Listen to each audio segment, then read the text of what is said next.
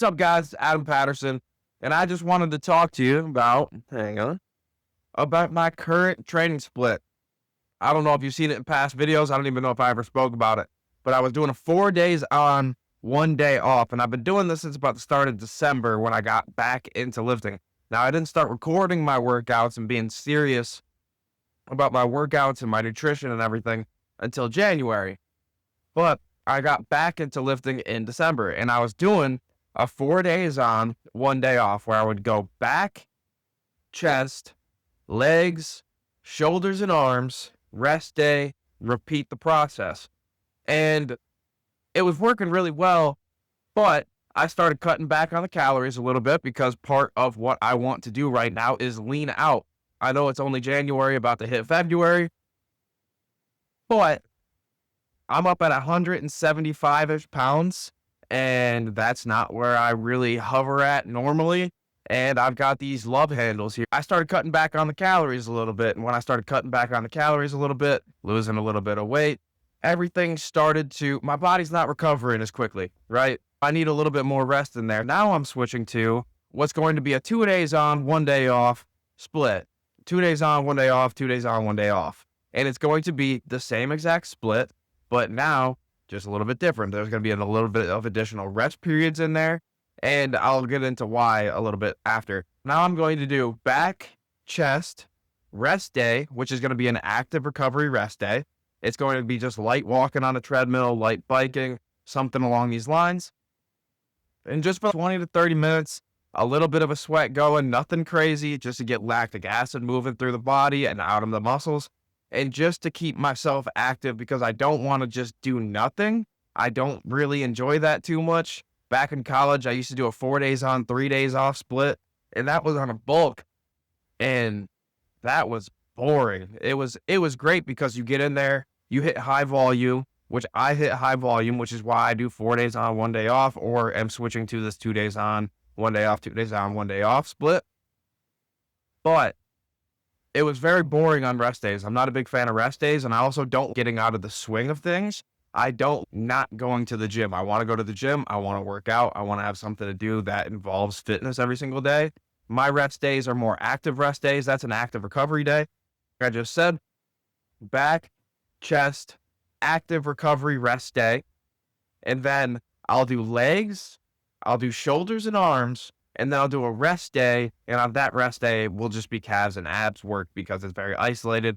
It doesn't take too much pressure. It's not a lot of anything on the entire body. It's not a big shock to the central nervous system. It's not a huge muscle grouping, the back, the chest, and the legs. And now I'm kind of getting to the reasons for this change is I'm not overtraining per se. I do every workout with incredibly high volume. I do somewhere between 28 to 32 sets every single day that I enter into the gym. And keep in mind, I also do one individual muscle class. I go in, I work back, and then I maybe do 3 to 4 sets of biceps. I go in, I work chest, and then I maybe do 3 to 4 sets of triceps. And then I'm going to take a rest day now because I do rack pulls and I work in pyramid sets and I do high volume training. I do a lot of sets and I tend to work up in pyramids where I do a lot of reps to a little bit of reps, but I'm always going for progressive overload on my main movements.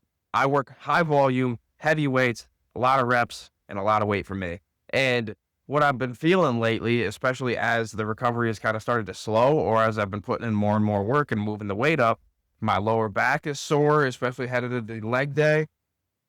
And my squats are starting to suffer from it. And I'm feeling this just shock of my body. Now, don't get me wrong. The high volume, it's beautiful. I love it. And I'll continue to do it. If I was still bulking or if I was still eating in a caloric surplus, I would absolutely be on 4 days on, 1 day off, and I would just be going balls to the walls.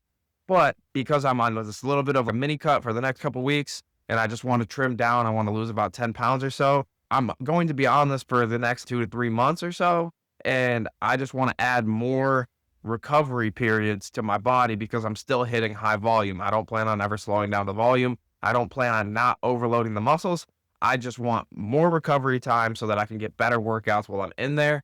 And I think this is the best way to do it. It was either go to 2 rest days right in a row, which I would absolutely hate that, to have an active recovery rest day and then an abs and calves day, right? next to each other and I'm not actually in the gym lifting or pumping anything up, that would suck for me. That's why I went 2 days on, 1 day off, 2 days on, 1 day off. And basically, I'm just going to stick with this program for a little bit. I think it's going to do a few things. Number one, on the active recovery days and on the calves and abs day, I'm going to increase the calories a little bit. And you might say, why the heck would you do that? And it's because I want to restore my glycogen. I want to get hydrated and I want to have a bit more energy so that when I go in and hit that high volume workout that next day, that the workouts aren't suffering. On those days, I'm going to sacrifice a little bit of the cut. I'm still going to stay in a caloric deficit, but I'm going to increase the calories a little bit. Instead of being 500, 600 calories underneath so that I could lose a pound a week or whatever, I'm probably on those days going to be closer to around 250 to 150 calorie deficit.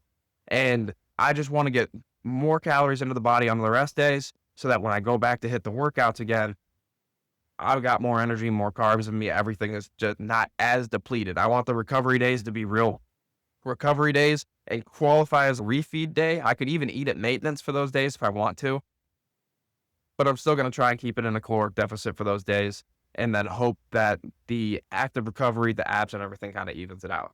It's not going to, but that's how I'm going to play it. And like I said, I'm doing that because my lower back has been starting to feel a little bit of pain, and I gave it a week or two just to see if it was back and moving up the weight and everything. And I even started wearing a belt on squatting again. I don't think it was the problem. I'm going to get back to just taking a rest in between, give my body that little bit of extra time just to recover in the lower back because I do heavy rack pulls and then I do heavy low bar squats. Everything is a lot of compression on the lower back or a lot of work and motion on the lower back, a lot of hinge, and I need the recovery. That is my new split. That is what I plan on doing for the next foreseeable future, 2-3 months until all this weight and all this body fat is shed off. And then once I am back to being in my true form, my normal body fat level of about 10 to 12%, I am going to get right back on the bulk. And I might do it slowly because I don't want to get fat again necessarily. But I've also made some great gains in the time that I've gotten fat. I'm stronger than I've ever been. And that is good signs for me. And as time goes on, I'm sure I'm going to put on more muscle mass. I'm debating on if I want to do it lean for the first little while or if I want to go balls to the walls and just absolutely eat in a caloric surplus constantly. Still eat clean food, but eat in a big caloric surplus so that it's not necessarily a dirty bulk, but an extreme bulk where I'm putting on maybe 2 to 3 pounds in a month and then come back in a year, shred back down, and see what the results look like, because I do want to get up to where I'm at 170 pounds to 180 pounds lean with a lot of muscle mass, and I would just be bigger and fuller and rounder. Delts, more V-taper, bigger thighs, nicer calves, rounded off delts more, taller traps, more depth in the back. That's my current plan. But that's my current training split, guys. You should give it a try. If you're on a cut yourself and you have to train high volume, 28 to 32 sets, it's pretty high volume. I would say give it a try. But as always, guys, leave it down below if you enjoyed the video. Leave a comment with your thoughts, especially if you're into training. If you're into training, I would love to hear your thoughts. And subscribe to the channel, guys. There's always more coming. Onward.